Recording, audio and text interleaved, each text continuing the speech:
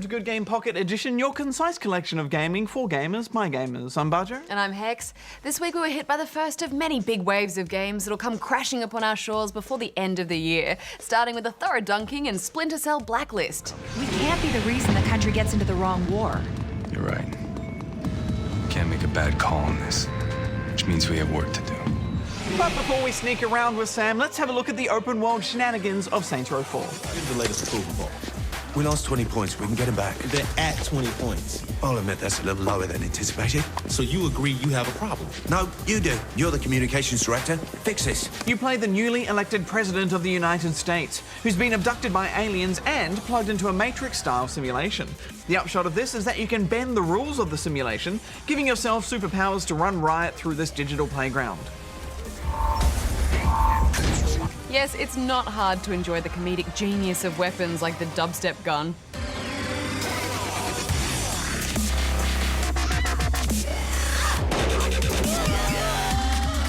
And the customization options are as dizzying as ever. I made my character look like Mystique from X-Men to suit the superpowered theme. But for me, it wasn't long before the novelty of these jokes wore off and the shallow missions became really tiring. Incredible! Now where's the button? Yes, this definitely doesn't feel like Saints Row's high point, and I think the franchise may have peaked a while back. The missions do feel like they're retreading old ground with this game, and in fairness, we haven't played the co-op, which is where the most fun will be, but I gave it a score of 7.5 out of 10 rubber chickens. I gave it 6.5. Now another dose of alien invasion as the XCOM series goes real time. The Bureau takes XCOM's alien standoffs and reshapes them as a third-person shooter. This chapter takes us back to the very origins of the XCOM program in 1962, where you're cast as Special Agent William Carter, mere moments before the alien invasion. What the hell? The combat is cover-based and unforgiving. You need to pick 2 squad mates, but the classes you pick and the orders you give them will make the difference between success and bitter defeat. This is my kind of game, Hex. It's that perfect blend between real-time strategy and turn-based, and to me, it really did feel like an XCOM game. I also love the slightly campy 60s vibe of everything, from the retro outfits and the computers. It's like Mad Men with aliens. Being a fan of last year's XCOM game, I expected this story to have more weight. Take him down. There are some big moments, but for me I didn't feel like I was making meaningful decisions, like whether to save one city at the cost of another. The combat, at least, is top-notch, though. Carter, look out! They're sending reinforcements! It was a 7 from me. I gave it 7.5. Now, over on Spawn Point this weekend, we took a look at Take on Mars. Take on Mars is a simulation of NASA's recent expedition to the Red Planet. From mission control, you can try your hand at the exhilarating landings, where you're blind until the canopy falls away to reveal the Martian landscape racing towards you. But once you're on the surface, the pace drops to a crawl as you attempt missions like analysing photos and scanning atmosphere. I hoped that controlling the rover itself would be the game's highlight, but it felt about as nimble as an old tank. Yeah, some of the NASA stuff is cool, but driving around on Mars is actually pretty dull. Those long drives just go on, and to make it worse, if you get bored and crash your rover, repairing the damage is costly. I wanted to enjoy this, but after an hour the novelty really wore off, and it turns out no one in space can hear you being bored, so I gave it 5.5 out of 10 rubber chickens. I gave it 5. But the robot theme didn't stop there, however, as we also bent our brains around some tricky puzzles. Unmechanical puts you in control of an adorable little robot trapped in deep underground. Its only weapon is a tractor beam, and the game's villains are the increasingly elaborate locked doors. To open the doors, you'll need to manipulate physical puzzles like dropping rocks into a pool to raise the water level, or reflecting lasers to power motors. I think the puzzles have hit the right balance because they're tricky at first, but then you get that right level of smugness when you complete them. Just right. This one had a line of scales that I needed to drop rocks onto, so I could open up a path above. Usually these puzzles would stump me initially, but then I'd figure them out within just a few minutes. It is a very brief experience though. I was all done within a few hours, but it comes with a small price tag, so I didn't feel shortchanged. I gave it 7.5 out of 10. I gave it 7. Right, we should go answer some questions at the Ask Good Game desk. Okay. Good game! All right, let's get some questions answered, Barjo, and we can start with this one from Luke in Geelong, Victoria. Hello Hello, I was wanting to know if I can play Payday 2 by myself or if I need to play online with others. I don't have internet hooked up at the minute, so I'm playing a lot of solo games at the moment. I am only asking you guys due to the people at the shops are unable to help. Thank you, and kind regards, Luke. Well, Luke, you can play with a team of bots online if you want to, but the friendly AI isn't that great, so you won't really be getting the best experience the game has to offer. It is possible though, so if you want to muck around with the AI for a bit, then you can do that until you get your net back. Easy enough. Well, sticking with the Payday 2 theme, we've got this one from Mother Hen in Wyala, South Australia. Hi.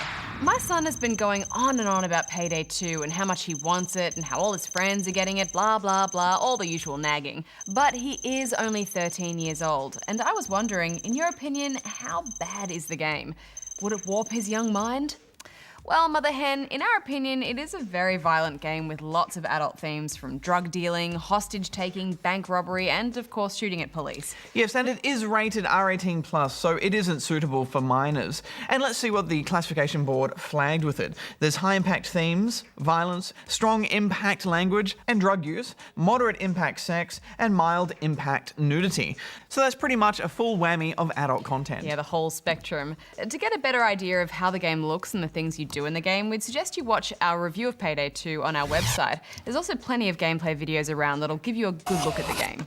Yes, and now it's time for You Review. And I guess since we're talking about it, we may as well see what they thought of Payday 2. Yes, good idea, Hex. Go for it, go for it. Go, go, go, go, go. And it looks like most of you were impressed with it, like Die or Be Dead here, who wrote, "Awesome and epic game. I was expecting it from this awesome and epic game. I give it 9.5 rubber chickens for this awesome and epic game."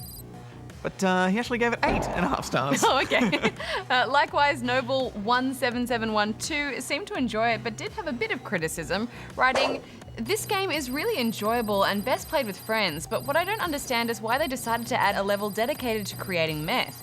It is like adding shooting to a puzzle game. As far as I can tell, the game was developed on the theme of robbing banks and shops, not making meth." And he gave it 9.5 stars. And on that note, I think we're out of time for this week, so we should get back to the studio, Hex. Yeah.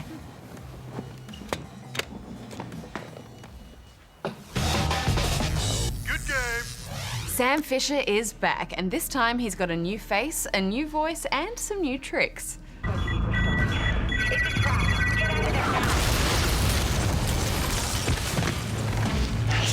I'm okay. Sam is part of a counter-terrorism unit called 4th Echelon, and they're called into action by Madam President when a group calling themselves the Engineers start targeting US assets on the Blacklist. The Blacklist. The Blacklist. And special thanks to Wikipedia for that information, because like most Tom Clancy games, it's quite hard to follow what's going on. This is insane. Not for us.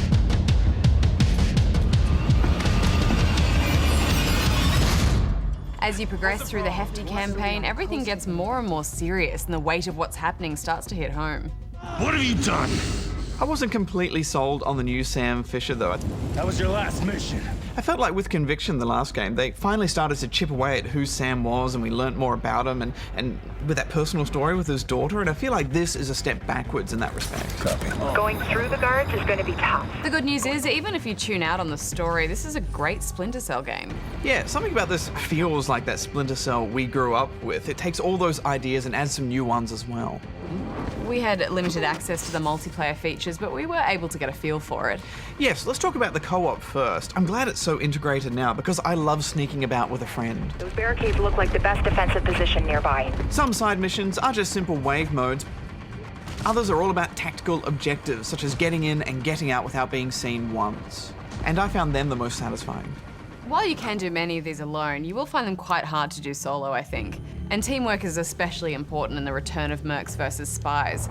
Spies camp it up and try to take mercs down from the shadows. Mercs are geared up and interestingly put into first person. And it all works so well too, as long as you have a team communicating well. And I was surprised how solid the first person controls were. But there's definitely good times to be had in all of the online modes, and they do make a nice break from the campaign. Back to the single player, I loved all the variety in locations. It's not just a bunch of boring warehouses, and you'll even be doing a bit of parkour here and there. Most of all, I really liked how much of this game was set in daytime Bardo. I mean, that's probably the biggest change for this series. There's so much stuff to unlock and upgrade too, and you will have a lot of fun building your particular loadouts, because sometimes you need to go in hard and heavy. The weapons handle well too, and when you're forced to bring out a big gun in a fight, it's thrilling having that extra firepower. Yeah, they've definitely amped up the action, and that's the other big change to the series, I think, but it really works because all of that stealth stuff still plays into it. It's just more frantic. There are some nice touches such as the sonar and night vision goggles, which are practical to flip on and off, but not to have on all the time. This means you spend more time looking at the real world, which is more fun anyway. We spent some time with the PC and the 360 version, and it looks great on PC with some nice high-res textures, but to be honest, Hex, I was expecting a bit more from end-of-generation 360 game. 360 is never going to look as good as PC, and to be honest, I think you've been spoiled from playing so many PC games. It looks fine on console. It looks fine. I like the good stuff. Overall, I think this is a game full of action and variety, and I gave it 9 out of 10 rubber chickens, but play it on hard. I just love that this game puts you in tough situations where you really feel the pressure of being trapped, and that dynamic combat music is so exciting. I gave it 9 as well. Good game. Well, that was a packed to the brim episode of Pocket, but don't forget to tune in at 8:30 p.m. on ABC2 on Tuesday nights for a full-length episode of Good Game. This week, we're going to be taking on the ice monsters of Lost Planet 3. Until next time, may all your games be good ones. Hex out. Barjo out.